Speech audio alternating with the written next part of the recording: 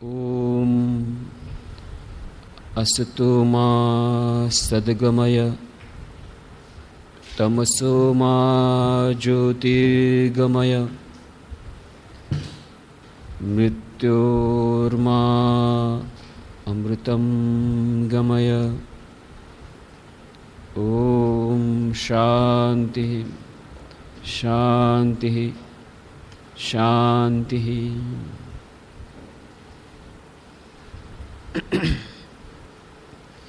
એકાગ્રતા અને ધ્યાન એ વિષય પર આપણે 115 ચર્ચાઓ કરી છે અને આપણે જોયું છે કે આપણા દૈનિક જીવનમાં વિભિન્ન ક્ષેત્રોમાં આપણે જો સફળતા પ્રાપ્ત કરવી હોય, પછી એ ભણવાનું કામ હોય કે ભણાવવાનું કામ હોય કે ઓફિસ મેનેજમેન્ટનું કામ હોય, દરેકે દરેક કાર્યમાં નિપુણતા લાવવા માટે આ યોગ કર્મસુ કૌશલમની જે વાત કરી છે ગીતામાં, એને ચરિતાર્થ કરવા માટે આપણા દૈનિક જીવનમાં એકાગ્રતાની અત્યંત આવશ્યકતા છે.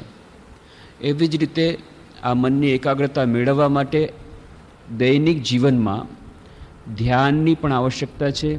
ધ્યાનનો અભ્યાસ નિયમિત રીતે આપણે કરવો પડશે.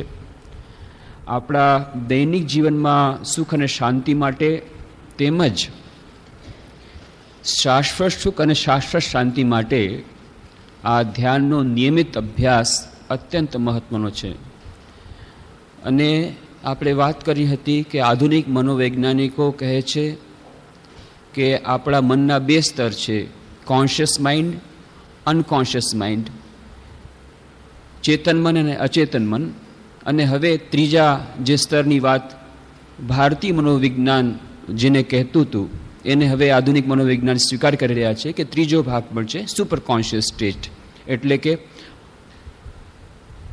એ ચેતન મનથી પણ ઉપર ઉર્ધ્વે અતિચેતન મન, એની પણ વાત એ લોકો સ્વીકાર કરે છે.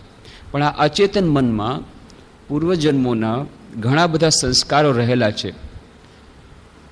પાશ્ચાત્ય મનોવૈજ્ઞાનિકો પૂર્વજન્મ નથી માનતા, પણ એ જે કંઈ સંસ્કારો જેને એ સ્વીકારી નથી શકતા, જેનું એક્સપ્લેનેશન નથી આપી શકતા, એના માટે કહે છે બાળપણના સંસ્કારો, ચાઇલ્ડહુડ એક્સપિરિયન્સીસ.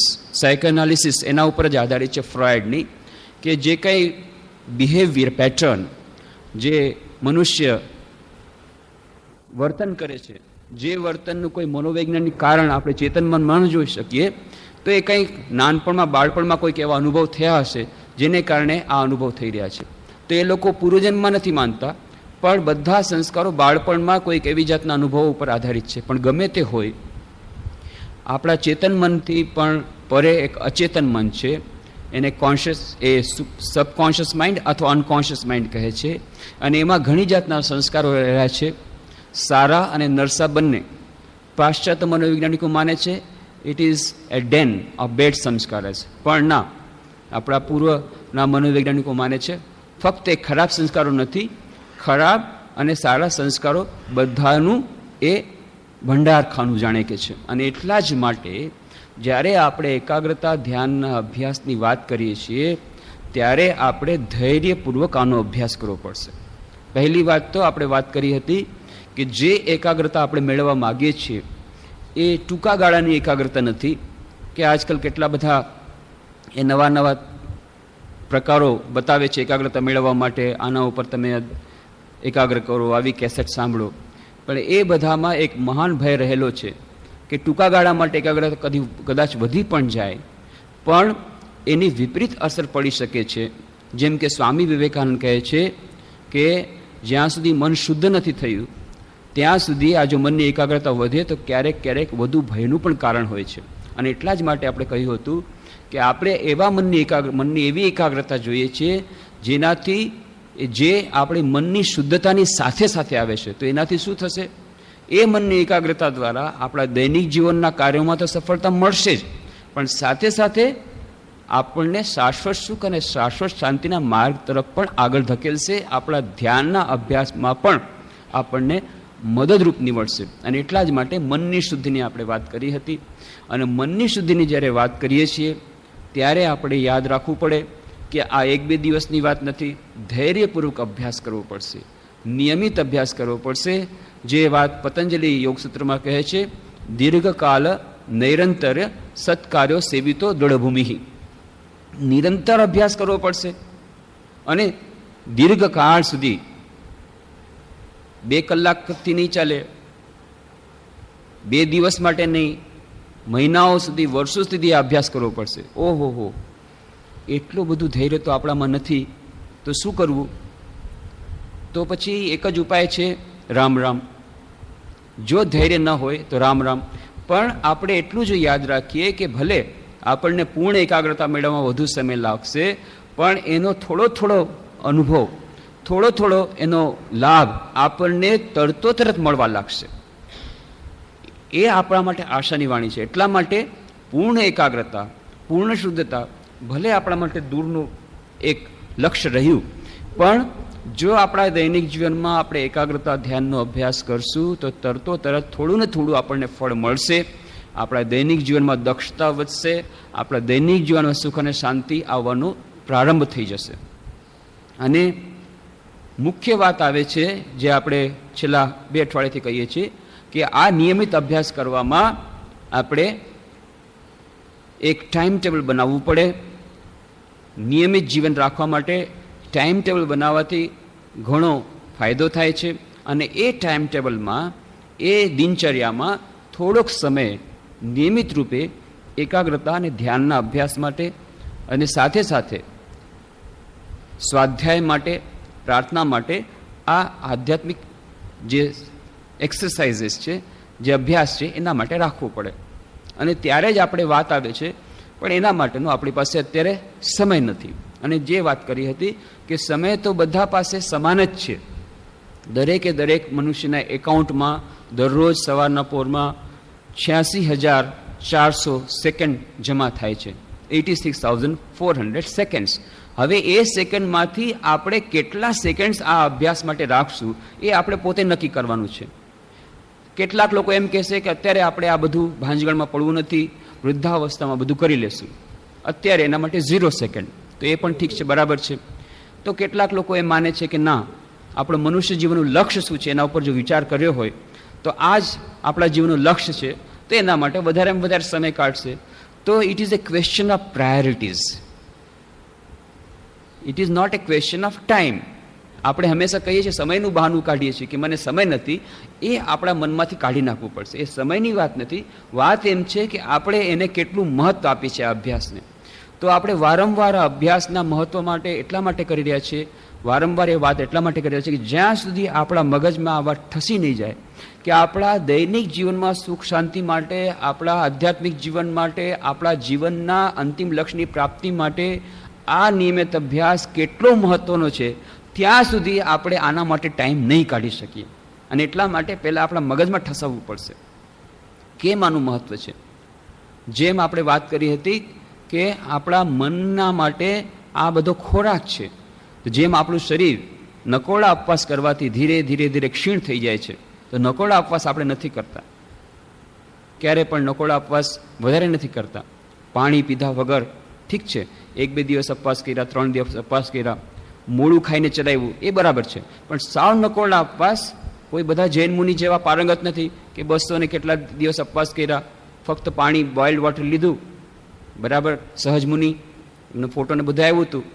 તો બધા સહજ મુનિ તો થઈ શકવાના નથી. એટલા માટે આપણને આપણા દેહને ટકાવી રાખવા માટે દરરોજ થોડો ખોરાક લેવો પડશે. જો કદાચ ઉપવાસ કરીએ તો થોડાક દિવસ ભલે ઉપવાસ કરીએ, નકોડો ઉપવાસ વધારે દિવસ ન ચાલી શકે. એવી જ રીતે આપણા મનને ટકાવી રાખવા માટે, મનને સ્વસ્થ રાખવા માટે મનને પણ ખોરાક આપવો પડશે. નકોડો ઉપવાસ નહીં ચાલે. પણ આપણે શું કરીએ છીએ, જ્યારે મનની વાત આવે છે ત્યારે નકોડો ઉપવાસ કરીએ છીએ, 1-2 દિવસ માટે નહીં. ક્યારેક આપણે કહીએ છીએ 50 વર્ષ, 58 વર્ષ જ્યારે રિટાયર્ડ થઈ જશે એના પછી હું ખાવાનું આપવાનું શરૂ કરીશ. 58 વર્ષની ઉંમર સુધી, જ્યાં સુધી મારું રિટાયરમેન્ટનું નથી એવું બેનિફિટ, અને રિટાયરમેન્ટ નથી થયો ત્યાં સુધી હું નકોડો ઉપવાસ દરરોજ કરીશ. એના પછી હું એકાગ્રતા ધ્યાનનો એકદમ અભ્યાસ શરૂ કરી દઈશ. આ આપણા મનની ગફલત છે. નકોડો ઉપવાસ વધારે ન ચાલે. એટલા માટે થોડોક સમય, ભલે અત્યારે આપણે ગમે એટલા વ્યસ્ત હોય, થોડોક સમય કાઢવો પડશે. કારણ કે આપણા મનનો ખોરાક જો નહીં આપીએ, મન દુર્બળ થશે, નિર્બળ થશે. અત્યારે આપણા મોટા ભાગના લોકોનું મન અસ્વસ્થ છે, સ્વસ્થ નથી. સ્વસ્થ મન કોને કહેવાય? તો અર્જુનને જેમ શ્રી કૃષ્ણ ભગવાન સમજાવે છે કે ભાઈ સ્વસ્થ મન કોને કહેવાય? બહુ સરસ આપે છે. પ્રજેહાતિ યદા કામાન સર્વાન પાર્થ મનોગતાન આત્મનિવ આત્મના તુષ્ટ સ્થિત પ્રજ્ઞસ્ત દોચ્યતે. તો આ સ્થિત પ્રજ્ઞ કોને કહેવાય? જેની પ્રજ્ઞા સ્થિર થઈ ગઈ છે, જેનું મન સ્વસ્થ થઈ ગયું છે. મન સ્વસ્થ કોને કહેવાય? કે એને પછી આવી જાતના કોઈ જાતની ક્રાઇસિસ, મેન્ટલ ક્રાઇસિસ આવે, કોઈ જાતની વિપત્તિ આવે, તેનાથી વિચલિત થતો નથી માણસ. પણ આપણે નાનકડી એક વિપત્તિ આવે છે, વિચલિત થઈ જાય છે. કોઈ બે શબ્દ કડક કહે છે, કોઈ કટુ વચન કહે છે, તો આપણને 3 રાત સુધી ઊંઘ નથી આવતી. કોઈ જરાક આપણી સામે તાળુકી ઉઠે છે, તરત જ આપણો ટેમ્પરેચર પણ ઊભું થાય છે અને તરત જ મારવા દોડીએ છીએ, તો આપણા મોઢામાંથી બંદૂકની ગોળી નીકળી જ જાય છે. તો આ બધું થાય છે એનો અર્થ જ છે આપણે પૂર્ણ રીતે માનસિક રીતે સ્વસ્થ નથી. અને એટલા માટે સ્વસ્થ નથી કારણ કે આપણે ખોરાક ઘણા દિવસ સુધી આ માનસિક ખોરાક લીધો નથી. એકાગ્રતા, ધ્યાનના અભ્યાસ રૂપી, સ્વાધ્યાય રૂપી, સદગ્રંથોના વાચન રૂપી જે માનસિક ખોરાક નથી લીધો એને કારણે, અને એને કારણે શરીર પર પણ અસર પડે છે. શરીર અને મન, અને શરીરને સારું રાખવા માટે પણ આપણે મનને સારું રાખવું પડશે. જે આપણે જોયું તો આની પહેલાં પણ ઘણા ઉદાહરણો જોયા હતા કે આજકાલ મનોવૈજ્ઞાનિકો કહે છે કે મોટા ભાગના આપણા શારીરિક રોગો એ શારીરિક રોગો નથી, સાયકોસોમેટિક ડિઝીઝીસ, એટલે કે એ રોગો છે જે મનોરાજ્યમાંથી આવેલા રોગો છે. પછી એ બ્લડ પ્રેશર હોય કે અલ્સર હોય કે હાર્ટ ડિઝીઝ હોય, આ બધા મોટા ભાગના રોગોનું કારણ છે આપણી માનસિક સ્થિતિ, માનસિક પરિસ્થિતિ, માનસિક આપણું સ્વાસ્થ્ય બરાબર નથી, એ એનું મુખ્ય કારણ છે. એમ આજકાલના વૈજ્ઞાનિકો, આજકાલના ડોક્ટરો સ્વીકાર કરે છે. એના માટેના ઘણા ઉદાહરણો આપણે આપ્યા હતા. ફ્રાન્સમાં એક પ્રોફેસર હતા, એને એક દમનો રોગ હતો. એક દિવસે ત્યાં તેમને બહાર ગામ જવાનું થયું, તો ત્યાં એક અજાણી હોટલમાં ઉતર્યા. હવે હોટલમાં ઉતર્યા, અજાણો ઓરડો હતો. મધરાતના અચાનક દમનો અટેક આવ્યો. તો એકદમ શ્વાસ લેવાની તકલીફ પડે, દમમાં શ્વાસ રૂંધાઈ જાય છે. એટલા માટે અંધારામાં અંદર ઊભા થયા. ઊભા થઈને જુએ કે બારી મારે ખોલવાની છે. બારી જ્યાં સુધી નહીં ખોલું, ફ્રેશ એર નહીં આવે, હવા નહીં આવે, તો અકળાઈ જાઉં છું. ચારે તરફ જોયું કે બારીનું એ મળતું નથી, એનો દરવાજે સીટકડી ખોલવાની હોય એ મળતી નથી. અને ત્યાં સુધી મેં એટલા બેચેન થઈ ગયા, પછી બારીનો જે કાચ હતો એ તોડી નાખ્યો મુક્કો મારીને, કે જેથી હવા આવે. બસ જ્યારે કાચ તૂટી ગયો પછી જરાક ફ્રેશ હવા આવી, એટલે પછી આવી પાથરેમાં સહી અને સૂઈ ગયા. સવારના ઉઠ્યા, ઉઠીને જુએ તો બારીના કાચ બરાબર. અરે શું થઈ ગયું? બારી અકબંધ, કાચ બરાબર છે, બંધ જ છે. જોયું કે જૂની ઘડિયાળ હતી, એનો કાચ તૂટેલો હતો. તો અંધારામાં બારીને કાચને તોડવાને બદલે ઘડિયાળનો કાચ તોડી નાખ્યો હતો. અને ઘડિયાળના તોડવાને કારણે ઘડિયાળમાં જે થોડીક હવા હતી, એમાં કેટલીક હવા છે, એ ફ્રેશ એર એને લાગી. અને આ મનમાં એમ થયું, સંતોષ થઈ ગયો કે હા, મને ફ્રેશ એર મળી, દમનો રોગ દૂર થઈ ગયો, અને રાતના સૂઈ ગયા. તો મનોવૈજ્ઞાનિકો કહે છે જો એને આવી રીતે ઘડિયાળના કાચની હવાથી એને દમનો રોગ દૂર થઈ ગયો, તેનો દમ રોગ લાગ્યો કેવી રીતે હશે? એ પણ માનસિક રીતે જ લાગ્યો હશે. તો માનસિક રીતે આપણો રોગ લાગેલો હોય તો માનસિક રીતે જ જશે. તો મનોવિજ્ઞાન એ કહે છે કે આ શરીર અને મનનો ખૂબ જ સંબંધ છે. તો શરીરને ટકાવી રાખવા માટે, સારું રાખવા માટે, હેલ્ધી રહેવા માટે પણ મનનું સ્વાસ્થ્ય જરૂરી છે. અને બીજી એક વાત, રામકૃષ્ણ મઠ અને મિશનના 10મા પરમાધ્યક્ષ હતા શ્રીમદ સ્વામી વીરેશ્વરાનંદજી મહારાજ, બહુ સુંદર વાત કહેતા કે જુઓ, આ શરીરને ટકાવી રાખવા માટે શરીરને તો સ્વસ્થ રાખવું જ પડે, અને એને રાખવા માટે થઈને આપણે ન્યુટ્રિશિયસ ફૂડ લઈએ છીએ, એને બધું ટકાવી રાખવા માટે કરીએ છીએ, એને સુખી રાખવા માટે આપણે કેટલું બધું કરીએ છીએ. પણ આ શરીર છે, ગમે એટલું તમે સારું રાખશો, ગમે એટલું સુંદર, આજકાલ તો બ્યુટી પાર્લર ઘણા નીકળી ગયા છે, બ્યુટી પાર્લરમાં તમે જશો, સરસમાં સરસ સુંદર શરીર રાખશો, સ્વસ્થમાં સરસ રાખશો, જિમ્નેસ્ટિક કેટલા બધા નીકળ્યા છે, એકદમ સ્ટ્રોંગમાં સ્ટ્રોંગ, સરસમાં સરસ મસલ્સ બધું બનાવશો, બધું કર્યું. તેમ છતાં એક દિવસે એવો આવશે કે જ્યારે આ શરીરમાંથી પ્રાણ નીકળી જશે. અને જ્યારે શરીરમાંથી પ્રાણ નીકળી જશે ત્યારે મેક્સિમમ 24 કલાક આ શરીરને રહેવા દેશે તમારા સગાવાલા. જો કે 6-8 કલાકમાં જ આજકાલ નીકાળી નાખે છે કે ગંધ થાય. પણ ફોરેનમાંથી કોઈ સગાવા લાવવાનો હોય તો એના માટે સ્પેશિયલ વ્યવસ્થા છે, એ આઈસ બોક્સમાં રાખી દઈએ તો 24 કલાક સુધી ટકી શકે એ દેહ. 24 કલાકથી વધારે તમારા શરીરને નહીં રાખે. તે એને કાં ઇલેક્ટ્રિક ફર્નેસમાં નાખશે અને કાં એનો અગ્નિદાહ કરી નાખશે. ગમે એટલું તમે આ શરીર પાછળ વાપર્યું હશે, ખર્ચો કર્યો હશે. તમે કીધું મેં 3 લાખનો ખર્ચો કર્યો છે ભાઈ એ શરીર ટેકાવી રાખવા માટે, કેટલી બ્યુટી પાર્લરમાં ગયો છું, કેટલા જિમ્નેસ્ટિક કર્યા, આટલો બધો ખર્ચો એ શરીરને જરા સારી, આટલું સુંદર મેં કેટલું સરસ ફિગર બનાવ્યું છે, મોડેલ હું તો બનવાનો હતો. ગમે તે હશે એ મોડેલમાં સારામાં સારું મોડેલ પણ હશે, પણ એ મોડેલ પણ એ ફર્નેસમાં અથવા તો અગ્નિદાહ અથવા તો જો દાટી નાખવામાં આવશે, જે પણ એનું હોય, પણ એને રાખશે નહીં. એ શરીર માટે તેને તમે આટલું કરો છો, પણ એની અંદર જે મન છે એ મન મરતું નથી. આપણો વેદાંત એમ કહે છે કે 5 પ્રકારના કોષ છે. આ છે અન્નમય કોષ, દેહ. એની અંદર છે પ્રાણમય કોષ, એની અંદર છે મનોમય કોષ, એની અંદર છે વિજ્ઞાનમય કોષ, અને સૌથી છેલ્લે છે આનંદમય કોષ. તો આ અન્નમય કોષનું તો નિધન થઈ જાય છે, પણ એની અંદર જે જીવાત્મા છે, જીવાત્મા એટલે કે જે શુદ્ધ આત્મા, એની સાથે સાથે આપણા જે મનના સંસ્કાર, આ બધું મળીને જીવાત્મા છે. એ જીવાત્મા મરતો નથી. તો આપણું મન મરતું નથી. આપણા મનમાં જો આપણે જે સંસ્કારો અત્યારે નાખ્યા છે એ જ સંસ્કારો લઈ અને માણસ પછી બીજા જન્મમાં જન્મે છે. એ જ તો આપણા માટે સૌથી વધારે આશાની વાણી છે. કહે છે ને, અર્જુન કહે છે કે હે શ્રી કૃષ્ણ, તમે તો આ બધી યોગની બધી વાત કરી, આ બધી સાધના કરવાની, આવી બધી વાત કરવી, પણ આ તો મને સમજાતું નથી, બહુ કઠિન લાગે છે. અને ત્યારે શ્રી કૃષ્ણ ભગવાન કહે છે કે બિલકુલ સાચી વાત છે તારી, ચંચલમી મન કૃષ્ણ પ્રમાથી બલવત દૃઢમ તસ્યાહમ નિગ્રહ મને વાયોરી વશુ દુષ્કરમ. એ વાત સાચી છે, પણ અસંશય મહાબાહો મનોદૂર નિગ્રહમ ચલમ અભ્યાસ એનું તો કૌંતેય વૈરાગ્ય છે ગૃહ્યતે. તો એ તો વાત સાચી છે તારી, પણ અભ્યાસ અને વૈરાગ્ય દ્વારા થઈ શકે. તો આવી રીતે અભ્યાસ કરતા કરતા તો અર્જુન તો બહુ ઇન્ટેલિજન્ટ હતો, બુદ્ધિમાન હતો. શ્રી કૃષ્ણ ભગવાનને પૂછે છે, અચ્છા માની લ્યો અભ્યાસ તો કર્યો, અભ્યાસ કરતા કરતા માણસ મરી ગયો તો, અથવા માની લ્યો અભ્યાસ કરવા માટે ગયો અને વચમાં એનું પતન થઈ ગયું, યોગ ભ્રષ્ટ થઈ ગયો, તો શું થશે? તો એની જેટલી સાધના બધી એળે જશે, બધું ખતમ. તો શ્રી કૃષ્ણ ભગવાન કહે છે, નહીં કલ્યાણ કશ્ચિત દુર્ગતિમ તાત ગચ્છતિ. અર્જુન ચિંતા નહીં કર, કોઈ પણ માણસે જે કલ્યાણ કરવા વાળું છે એને કોઈ દિવસ દુર્ગતિ થતી નથી. કોઈ પણ જે સારું કામ કર્યું છે ક્યારેય નષ્ટ પામતું નથી. જેટલી સાધના કરી છે, ભલે ને એના પછી તમારો વિનાશ થઈ ગયો, જેટલી સાધના કરી છે મર્યા પછી એ જે જ્યાંથી તમે પૂરું કર્યું છે ત્યાંથી પાછું શરૂ કરશો. એટલું જ નહીં,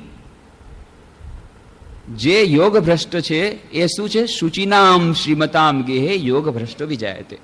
એ પછી એવી રીતે જન્મ લેશે, એનો જન્મ જ એવી રીતે થશે, શુચિનામ શ્રીમતામ ગેહે, એવી શ્રીમંતને ત્યાં જન્મ થશે. શ્રીમંત કેવા શ્રીમંતને ત્યાં? ફક્ત જે મિલિયનર છે, બ્લેક માર્કેટ એવાને ત્યાં નહીં, શુચિનામ, જે ફક્ત શ્રીમંત છે એટલું જ નહીં પણ ધાર્મિક પણ છે, સાચા અર્થમાં આધ્યાત્મિક રીતે આગળ વધે એવા સરસ પરિવારમાં એનો જન્મ થશે, જેથી એને નેક્સ્ટ જન્મમાં આર્થિક કટોકટીનો સામનો કરવો પડે, એને આવી રીતે ફાઇનાન્શિયલ પ્રોબ્લેમ નહીં હોય. સાથે સાથે એને સંસ્કાર, એવા સંસ્કારી પરિવારમાં જન્મ લેશે કે તરતો તરત જ્યાંથી એણે સાધના મૂકી દીધી ત્યાંથી એ સાધના શરૂ કરી શકશે. આવી રીતે કોઈ પણ જાતની સાધના વિફળ નથી જતી. તો શુચિનામ શ્રીમતામ ગેહે યોગ ભ્રષ્ટો વિજાયતે. તો આ પૂજ્ય વીરેશ્વરાનંદજી મહારાજ કહે છે, આપણું જે મન છે એ આને આ મન પછી આવતા જન્મ આપણને મળવાનું છે. શરીર તો અહીંયા રહી જશે, શરીર તો અહીંયા ખતમ થઈ જશે, પણ આપણે મનની કેળવણી માટે જે કંઈ કામ કર્યું છે, મનની સ્વસ્થ રાખવા માટે એકાગ્રતા ધ્યાનનો જે કંઈ અભ્યાસ કર્યો છે, મનને સ્વસ્થ રાખવા માટે જે સ્વાધ્યાયનો અભ્યાસ કર્યો છે, એ કાંઈ એળે જવાનું નથી. એમાંનું 1 સેકન્ડ માટે પણ એળે જવાનું નથી. અને એ બધું આપણી સાથે આવશે. જ્યારે આ વાત ખબર પડશે, અત્યારે આપણે શું કેલ્ક્યુલેશન કરીએ છીએ, આ 24 કલાકમાં અચ્છા આટલા કલાક તો આપણે નાવા ધોવામાં, જમવામાં, એ તો શું છે, અનનેસેસરી ઇવિલ છે, નેસેસરી ઇવિલ છે, કરવું જ પડે છે, ચલો નેસેસરી ઇવિલ. અને આ 8-10 કલાક, આ 12 કલાક તો બિઝનેસમાં, હા આ પ્રોફિટેબલ છે, આમાં કંઈક આપણને રિટર્ન મળશે, we will get sum return, કંઈક મળશે, પ્રોફિટ મળશે, ઇન્કમ મળશે, સર્વિસ કરતા હશો તો દર મહિને 3,500-4,000 રૂપિયા મળશે, આ પ્રોફિટેબલ બિઝનેસ છે. હવે એમાં અડધી કલાક આ એક બેકારનું અડધી કલાક ધ્યાન અને 11 અભ્યાસ, આમાં કાંઈ મળવાનું નથી, એક પૈસો નહીં મળે અને કોઈ આપણને કોઈ ગેરંટી નથી આમાં શું મળશે કે શું નહીં. પણ જ્યારે આપણે આ વાત ખબર પડશે કે આ જેટલો તમે બાકીનો ટાઈમ બધો બગાડ્યો છે, બધો 23.5 કલાક, છેવટે એ બધું ખતમ થઈ જવાનું છે. એનો જે રિટર્ન છે અહીંયા નહીં રહેવાનું છે. આ અડધી કલાકનો જે અભ્યાસ કર્યો છે એકાગ્ર ધ્યાનનો, એ જ મર્યા પછી કામ આવવાનો છે. તો પછી ત્યાં કંઈક પ્રોફિટેબલ લાગે છે, આમાં કંઈક પ્રોફિટેબલ લાગે છે, તો પછી આપણને આમાં ઇન્વેસ્ટમેન્ટ કરવાનો ટાઈમ લાગશે. મેઇન થિંગ છે કે આપણે ટાઈમ શેમાં ઇન્વેસ્ટમેન્ટ કરશું, એના માટે થઈને રેટ ઓફ રિટર્ન જાણી લેવું પડે. કેટલીક કંપનીમાં એવું છે કે રેટ ઓફ રિટર્ન પહેલાં 5 વર્ષ ન મળે પણ પછી એકદમ જોરદાર મળે, અને કેટલીક કંપનીમાં અત્યારથી રેટ ઓફ રિટર્ન મળે પણ 10 વર્ષ પછી ડબલું થઈ જાય. તો આપણે કેવી કંપનીમાં રિટર્ન કરવો છે, ઇન્વેસ્ટમેન્ટ કરવું છે, આપણે જોવાનું છે. આ દેહરૂપી કંપનીમાં ઇન્વેસ્ટમેન્ટ કરશું, 25 કે 50 વર્ષ સુધી ઇન્વેસ્ટમેન્ટ મળશે અને રિટર્ન મળશે, પછી બધું ખતમ. ઇકોનોમિક અને ફાઇનાન્શિયલ દેહને સુખી રાખવા માટે, આ ભૌતિક પદાર્થોના માટે થઈને જે કંઈ ઇન્વેસ્ટમેન્ટ કરીએ છીએ એ બધું 25-50 વર્ષ પછી બધું ખતમ થઈ જશે અને rate of return is equal to 0, nil after this. અને બીજી કંપની છે મનરૂપી કંપની, એના માટે જો કોઈ ઇન્વેસ્ટમેન્ટ કરશું, એમાં જો આપણા ટાઈમને ઇન્વેસ્ટમેન્ટ કરશું, એ પરમાનન્ટ ઇન્વેસ્ટમેન્ટ છે, પરમાનન્ટ રેટ ઓફ રિટર્ન હંમેશ માટે. એ કંપની હંમેશા રહેવાની છે. આ કંપની દિવાળી ફૂંકવાની નથી. આ દેહરૂપી કંપની દિવાળી ફૂંકશે એક ને એક દિવસે, અને ગમે તે દિવસે દિવાળી ફૂંકી શકે એવી છે આ કંપની. એનો કોઈ ભરોસો નથી, કાલે ને કાલે પણ દિવાળી ફૂંકી દે. પણ આ મનરૂપી જે છે એ કોઈ દિવસ દિવાળી નહીં ફૂંકે. આ ને આ મન ત્યાં સુધી આપણી સાથે રહેશે, આવતા જન્મમાં, પછીના જન્મમાં, પછીના જન્મમાં, જ્યાં સુધી આપણને મુક્તિ નથી મળી ત્યાં સુધી આ જ મન આપણને સાથ દેવાનું છે. એટલે આ મનની કેળવણી માટે, મનને સારું કરવા માટે, મનને બરાબર એકાગ્ર કરવા માટે થઈને આપણે જેટલો ટાઈમ ઇન્વેસ્ટમેન્ટ કરીએ છીએ, આ છે પ્રોફિટેબલ ઇન્વેસ્ટમેન્ટ. આ જો આપણા મનમાં એકવાર ઠસી જશે તો પછી આપણા ટાઈમ મેનેજમેન્ટમાં જ્યારે શેડ્યુલ બનાવશું, ટાઈમ ટેબલ બનાવતી વખતે, ત્યારે આપણે કચવાશું નહીં. અરે રે દરરોજના અડધી કલાક આ એકાગ્રતા ધ્યાનમાં ખોટા જાય છે. દર અઠવાડિયે આ શનિવારે જવાનું 1 કલાક એકદમ બેકાર જાય છે. આ નહીં થાય કે આ દરરોજ આપણે 15 મિનિટ આ ચોપડી વાંચી છે, સ્વાધ્યાય કરી છે, આ એકદમ બેકાર જાય છે. પછી જ્યારે ધીરે ધીરે સમજાશે કે અરે ભાઈ આ જ સાચું ઇન્વેસ્ટમેન્ટ છે, આ જ પરમાનન્ટ રેટ ઓફ રિટર્ન દેવાનું છે, અને આ જ કંપની બચવાની છે, બાકી તો બધી કંપની દિવાળી ફૂંકવાની છે, આ જો ખબર પડી જશે તો આપણે ટાઈમ મેનેજમેન્ટ આપણું બરાબર થશે. એટલા માટે time management very important for spiritual aspirants. આધ્યાત્મિક સાધકો માટે એકાગ્રતા ધ્યાનનો અભ્યાસ જે લોકો કરવા માગે છે એ લોકો માટે આ ટાઈમ મેનેજમેન્ટ સમજવું અત્યંત આવશ્યક છે. જો જ્યાં સુધી આ નહીં સમજીએ ત્યાં સુધી આપણને આ નિયમિત અભ્યાસ આપણે નહીં કરી શકીએ. આપણા પાસે હંમેશા સમય, આપણી પાસે આ બહારનું હંમેશા ટ્રમ્પ કાર્ડ રહેશે. મારી પાસે અત્યારે સમય નથી, અત્યારે હમણાં નહીં, હમણાં મારી પાસે સમય નથી, આ મારું આ ડેઝર્ટેશન વર્ક પૂરું થઈ જાય પછી હું એકાગ્ર ધ્યાનનો અભ્યાસ કરીશ, પછી તમે કહેશો પુસ્તકો વાંચીશ. હમણાં નહીં, હમણાં મારી 12th પરીક્ષા પૂરી થઈ જાય પછી હું એકાગ્ર ધ્યાનનો અભ્યાસ કરીશ. હમણાં નહીં, હમણાં મારું આ બિઝનેસનું પૂરું થઈ જાય 5 વર્ષ પછી છોકરાઓને બધું આપી દઉં. હમણાં નહીં, આ 7 દીકરીના લગ્ન થઈ જાય એના પછી હું બસ એકાગ્ર ધ્યાનનો જ અભ્યાસ કરું. હમણાં 1 મિનિટ નહીં આપું. આજે હમણાં નહીંનું ટ્રમ્પ કાર્ડ આપણે જે રાખીએ છીએ એ ટ્રમ્પ કાર્ડ આપણું હટી જશે જો આપણને ખબર પડશે કે આપણું માનસિક સ્વાસ્થ્ય અત્યંત મહત્વનું છે, અને આપણું શારીરિક સ્વાસ્થ્ય પણ આપણા માનસિક સ્વાસ્થ્ય ઉપર ડિપેન્ડ છે. અને એટલું જ નહીં, આ મનરૂપી બેંકમાં જે ટાઈમનું ઇન્વેસ્ટમેન્ટ આપણે કરીએ છીએ એ પરમાનન્ટ ઇન્વેસ્ટમેન્ટ છે અને પરમાનન્ટ રેટ ઓફ રિટર્ન આપશે. અને દેહરૂપી ભૌતિક પદાર્થો રૂપી જેમાં એના માટે જે આપણે ટાઈમ ઇન્વેસ્ટમેન્ટ કરી છે એ કંપની ગમે ત્યારે ડૂબી જશે, એનો કોઈ ભરોસો નથી. એટલા માટે થઈને આપણે ટાઈમ ઇન્વેસ્ટમેન્ટમાં ખૂબ સાવધાન રહેવું પડશે. જ્યારે આપણને આ ખબર પડશે કે ના આનું મહત્વ આટલું છે, આપણું આ જ મન આપણને આવતા જન્મમાં મળશે. જો આપણે આ મનને અત્યારે સારી રીતે કેળવાયું હશે, જો એકાગ્ર ધ્યાનનો અભ્યાસ કર્યો હશે, તો મર્યા પછી આ જ મન જ્યારે આપણને મળશે તો આપણે વધુ સારી રીતે આગળ વધી શકીશું. પણ જો આપણે આ જન્મમાં આ મનને નહીં કેળવેલું હોય અને મોટો સમય આપણે ભૌતિક પદાર્થોને આર્થિક વિકાસ માટે, બીજા બધા વિકાસ માટે આપી દીધો હશે, તો પછી આવતા જન્મે પણ આપણને આવું જ મન રહેશે. આવી જ રીતે આપણે કહેતા રહીશું હમણાં નહીં, પેલા શેઠજીની જેમ. અને પછી બળદનો અવતાર, સાપનો અવતાર, ગમે એટલા અવતાર મળશે, છેલ્લે સુધી આપણને મંત્ર દીક્ષા લેવા માટે ટાઈમ નહીં મળે. હંમેશા એ જ રહેશે કે આ થઈ જાય પછી, આ થઈ જાય પછી, હમણાં નહીં. એ હમણાં ચાલતું જ રહેશે. એટલા માટે આજે અને હમણાં કરવાનું છે. કાલ કરે સો આજ કર, આજ કરે સો અબ, પલમહ પરલે હોયગી બહુરી કરેગો કબ, જે તુલસીદાસજીની વાત છે, વારંવાર યાદ રાખવાની છે. અને આજથી આપણે એકાગ્રતા ધ્યાનનો અભ્યાસ કરવાનો છે, સ્વાધ્યાયનો અભ્યાસ કરવાનો છે. અને એ આપણે ત્યારે જ કરી શકીશું કે જ્યારે એક આપણને એનું ઇમ્પોર્ટન્સ સમજાશે કે આપણા શરીરનું સ્વાસ્થ્ય પણ આપણા મનના સ્વાસ્થ્ય પર આધારિત છે. નંબર 2, આ જ મન આપણું પૂર્વજન્મમાં પાછા આવતા જન્મમાં પણ આપણને મળવાનું છે, એટલા માટે આ મનની કેળવણી અત્યંત આવશ્યક છે. નંબર 3, આપણા દૈનિક જીવનમાં કાર્યોની સફળતા માટે, કાર્યોમાં કુશળતા માટે એકાગ્રતાની આવશ્યક છે, એના માટે પણ અભ્યાસ જરૂરી છે. નંબર 4, આપણા દૈનિક જીવનમાં સુખ અને શાંતિ માટે ધ્યાનનો અભ્યાસ જરૂરી છે. નંબર 5, આપણે શાશ્વત સુખ અને શાશ્વત શાંતિ જો મેળવવા માગતા હોઈએ, આપણે જો આપણા મનુષ્ય જીવનનું લક્ષ્ય પૂરું કરવા માગતા હોઈએ, તો આપણે જો એમ માનતા હોઈએ કે ના, બીજા બધા જે જાનવર છે, જેટલી યોનિઓ છે, એ બધી યોનિઓ અને મનુષ્ય યોનિમાં આપણે અંતર જોયું છે, એની પણ આપણે ચર્ચા કરી છે. અને આ અંતર એક જ છે કે બાકી બધી યોનિઓમાં 84 લાખ યોનિઓ કહે છે ભારત વર્ષમાં, આપણે હિન્દુ શાસ્ત્રોમાં, અને આજકાલના મોડર્ન સાયન્ટિસ્ટ કહે છે 1,24,00,000 સ્પીસીસ છે, યોનિઓ છે.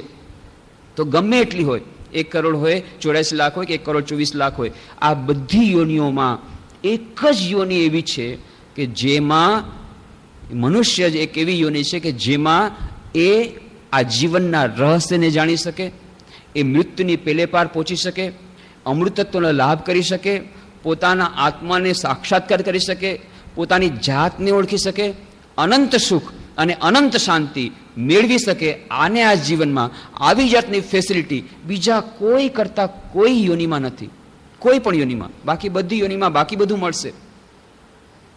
આહાર નિદ્રા ભય મૈથુનમ ચ સામાન્યમેતત પશુભી નરાણામ.